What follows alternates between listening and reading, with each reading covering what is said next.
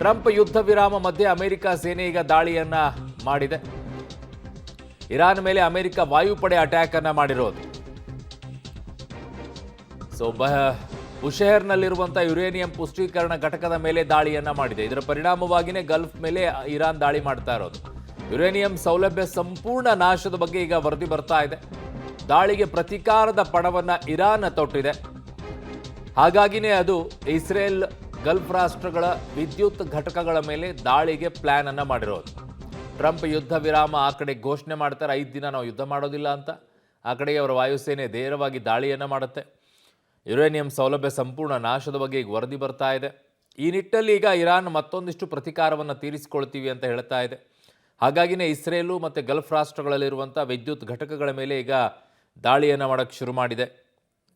ಕುವೈತ್ನ 7 ವಿದ್ಯುತ್ ಮಾರ್ಗಗಳು ಕೂಡ ಈಗ ಸ್ಥಗಿತವಾಗಿದೆ. ಅಲ್ಲಿ ಕ್ಷಿಪಣಿ ಮತ್ತು ಡ್ರೋನ್ ದಾಳಿಗಳನ್ನು ಮಾಡಿದೆ. ದೊಡ್ಡ ಪ್ರಮಾಣದಲ್ಲಿ ಈಗ ದಾಳಿಯನ್ನು ಮಾಡಕ್ಕೆ ಬಂದಿದೆ.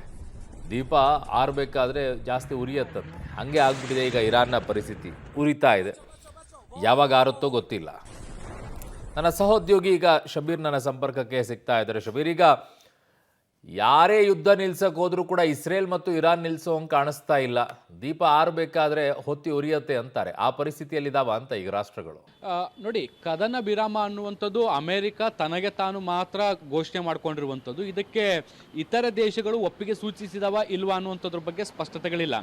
ಅಮೆರಿಕದ ಹೇಳಿಕೆಯ ಬಳಿಕ ಇರಾನ್ ಪ್ರತಿ ದಾಳಿಯನ್ನು ನಡೆಸುವಂಥ ಎಚ್ಚರಿಕೆಯನ್ನು ಕೊಟ್ಟಿತ್ತು. ಅದಕ್ಕೆ ಪೂರಕವಾಗಿ ದಾಳಿಗಳನ್ನು ನಡೆಸ್ತಾ ಇದೆ.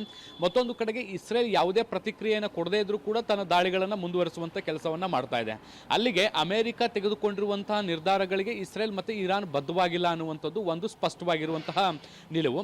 ಮತ್ತೊಂದು ಕಡೆಗೆ ಈಗ ಅಮೆರಿಕ ಕೂಡ ಕದನ ವಿರಾಮ ಘೋಷಣೆ ಮಾಡಿದ ಬಳಿಕವೂ ಕೂಡ ಅಮೆರಿಕದ ವಾಯುಪಡೆಗಳು ಇರಾನ್ನ ಮೇಲೆ ನಿರಂತರವಾದಂತಹ ವೈಮಾನಿಕ ದಾಳಿಗಳನ್ನು ನಡೆಸ್ತಾ ಇದೆ.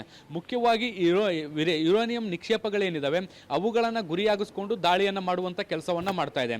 ಮುಖ್ಯವಾಗಿ ಈಗ ಅಮೆರಿಕದ ಉದ್ದೇಶ ಇರುವಂತದ್ದು ಕದನ ಅಥವಾ ಈ ಯುದ್ಧ ನಿಂತ ಬಳಿಕ ಮತ್ತೆ ಈ ನ್ಯೂಕ್ಲಿಯರ್ಗೆ ಸಂಬಂಧಪಟ್ಟಂತ ಶಸ್ತ್ರಾಸ್ತ್ರಗಳನ್ನು ತಯಾರು ಮಾಡಿಕೊಳ್ಳುವಂತ ಕೆಲಸಗಳನ್ನು ಪುನರಾರಂಭ ಮಾಡಬಾರದು ಅನ್ನುವಂಥ ಲೆಕ್ಕಾಚಾರವನ್ನು ಇಟ್ಕೊಂಡು ಅವುಗಳನ್ನು ಅಂತಿಮವಾಗಿ ಧ್ವಂಸಗೊಳಿಸುವಂತ ಕೆಲಸಗಳನ್ನು ಮಾಡ್ತಾ ಇರುವಂಥದ್ದು.